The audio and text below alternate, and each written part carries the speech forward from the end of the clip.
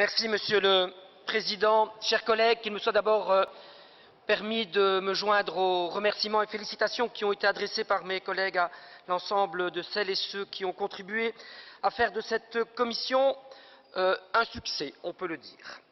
En tant que Parlement, mes chers collègues, notre devoir est de ne pas laisser la fraude du Dieselgate sans suite.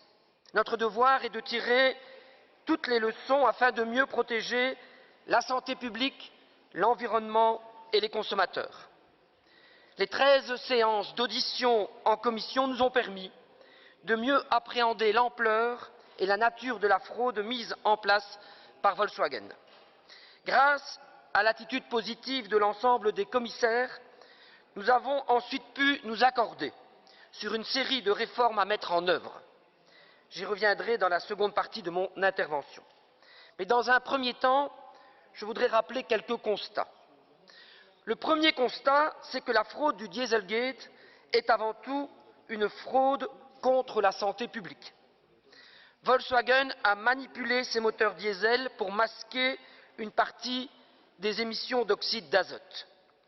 Nous savons pourtant que les émissions d'oxyde d'azote entraînent des troubles respiratoires.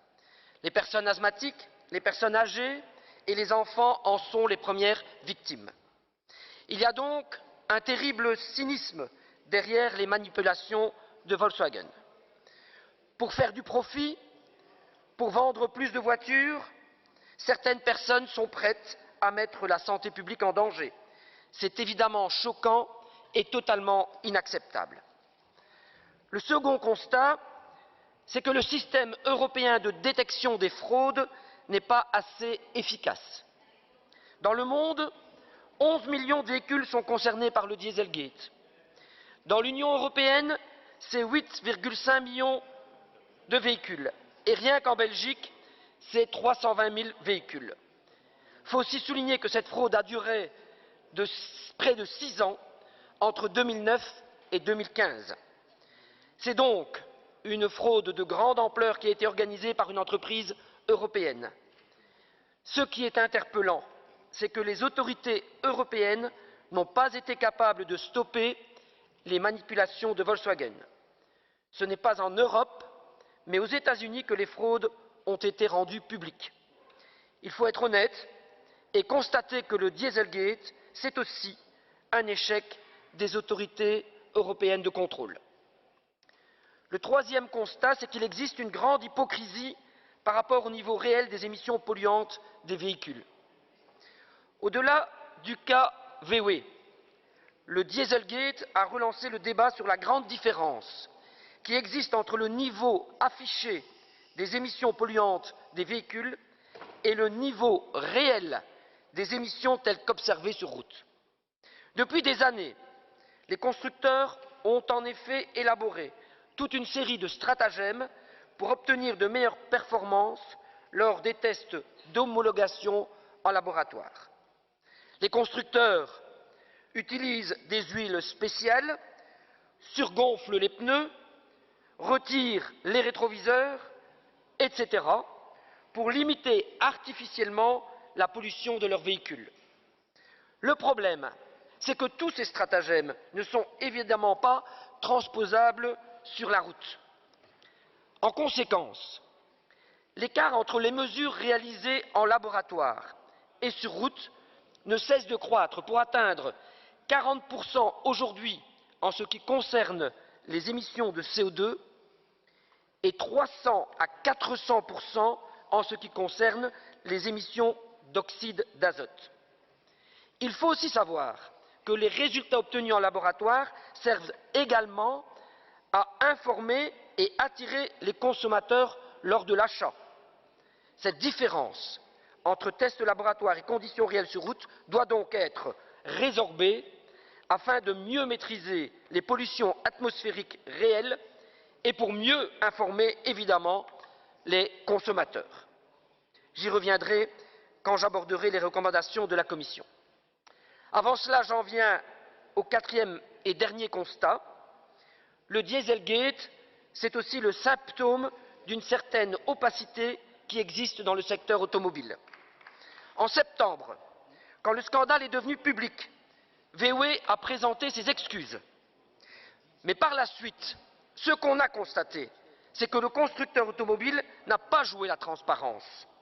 Comment est-il possible que les contrôles internes chez Volkswagen n'ont pas pu empêcher cette fraude de grande ampleur? Qui était au courant et qui a autorisé cette fraude au sein de l'entreprise? Ce sont des questions importantes, mais malheureusement, je n'ai pas de réponse. Je n'ai pas de réponse car le représentant de VW auditionné le 23 novembre 2015 n'a pas été en mesure de faire la transparence devant notre commission. Après les excuses de septembre, on a droit maintenant à de l'opacité et à une forme de déni. Matthias Müller, le PDG de groupe VW, a fait en janvier les déclarations suivantes à propos du Dieselgate. Je le cite. Franchement, dit-il, c'était un problème technique. Nous n'avons pas eu la bonne interprétation de la loi américaine et nous avions fixé certains objectifs pour nos ingénieurs. Ils ont résolu le problème, atteint les objectifs en trouvant une solution avec un logiciel qui n'est pas compatible avec la loi américaine. Fin de citation. Répondant à une question sur le point de savoir si l'attitude de VW avait été éthique ou non, le PDG de VW a répliqué « Je ne comprends pas votre question ». Vous le voyez, on est bien loin des excuses de septembre. Cette attitude du PDG de VW illustre, à mon sens, un état d'esprit présent dans certaines multinationales. Avec les banques en 2008, on a vu les dégâts du « too big to fail ». Malheureusement, on doit constater que cela existe aussi dans le secteur automobile. Le constructeur Volkswagen est tellement grand, tellement riche et représente tellement d'emplois que la tentation est grande de le laisser tranquille et de ne pas lui demander des comptes. Du point de vue moral, ce n'est évidemment pas acceptable. Il faut pouvoir demander des comptes tout en préservant les travailleurs du secteur.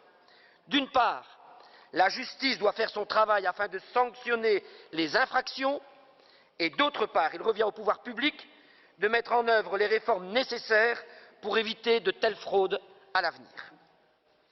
Monsieur le Président, mes chers collègues, en adoptant aujourd'hui 59 recommandations, notre Assemblée refuse de laisser le Dieselgate sans réponse. Nous avons eu à cœur de protéger les consommateurs, mais aussi de tirer des leçons plus globales pour lutter contre la pollution automobile. En ce qui concerne les consommateurs belges, leur véhicule sera gratuitement débarrassé du logiciel frauduleux. Nous demandons aussi qu'une voiture de remplacement soit prévue quand c'est nécessaire. La remise en conformité ne doit en aucun cas engendrer un préjudice pour le consommateur. Les performances des véhicules doivent rester conformes à ce que les consommateurs ont acheté. Des tests devront être menés avant et après les mises en conformité afin d'apporter des garanties aux consommateurs. Le Parlement demande donc au gouvernement de veiller au bon déroulement des actions de rappel afin que les consommateurs ne soient lésés d'aucune manière. Au-delà du cas Volkswagen, la Commission spéciale a aussi adopté à l'unanimité des recommandations globales concernant les émissions polluantes des véhicules. Nous demandons que les niveaux d'émissions affichés par les constructeurs soient beaucoup plus réalistes. Les consommateurs doivent disposer d'une information vérité sur la consommation de carburant et le niveau de pollution des véhicules.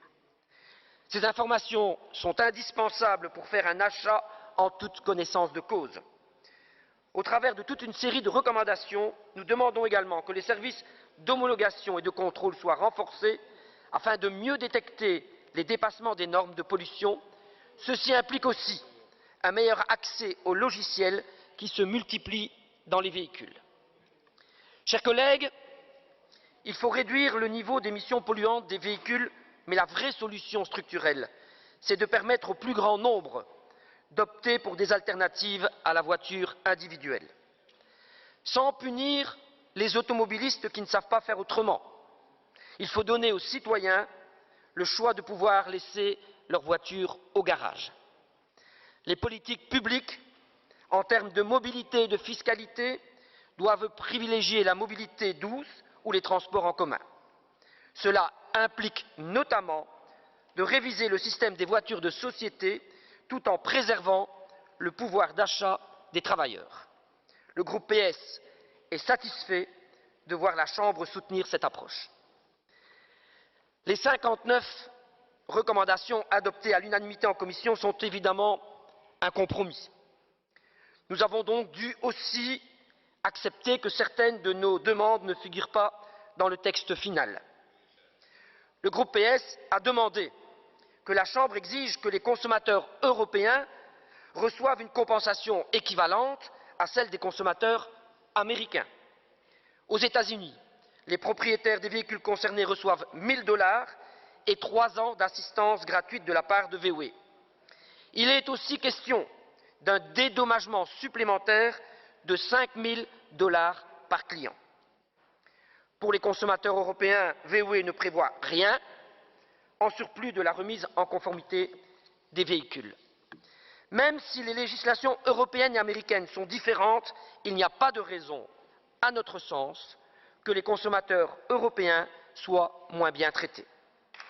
Je regrette que cette demande du PS n'ait pas pu recueillir une majorité au sein de la Commission. Chers collègues, le gouvernement doit maintenant se saisir des 59 recommandations de notre commission spéciale. C'est indispensable pour éviter de nouveaux cas de fraude à l'avenir, mais aussi pour vérifier qu'il n'y ait pas aujourd'hui d'autres cas de fraude, M. Nollet l'a rappelé. Je pense notamment aux dernières informations sur Opel ou Mitsubishi. Pour conclure, je voudrais revenir sur une recommandation particulièrement importante à nos yeux. Je pense qu'elle constitue un outil essentiel pour réduire le risque que pareille fraude se reproduise. Je parle de la demande adressée au gouvernement de mettre en place une protection juridique pour les lanceurs d'alerte qui dénoncent des pratiques illégales. Nous serons particulièrement attentifs aux mesures que prendra le gouvernement pour concrétiser cette recommandation et les 58 autres. Enfin, je crains que le scandale VW ne soit que la partie émergée de l'iceberg. Pour preuve, Mitsubishi qui avoue avoir manipulé des tests pour présenter de meilleurs rendements énergétiques. Mais, mes chers collègues, à tous les constructeurs fraudeurs, je rappellerai juste cette petite phrase qui nous dit que quand le mensonge prend l'ascenseur, la vérité prend l'escalier. Elle met plus de temps, mais finit toujours par arriver. Merci de votre attention.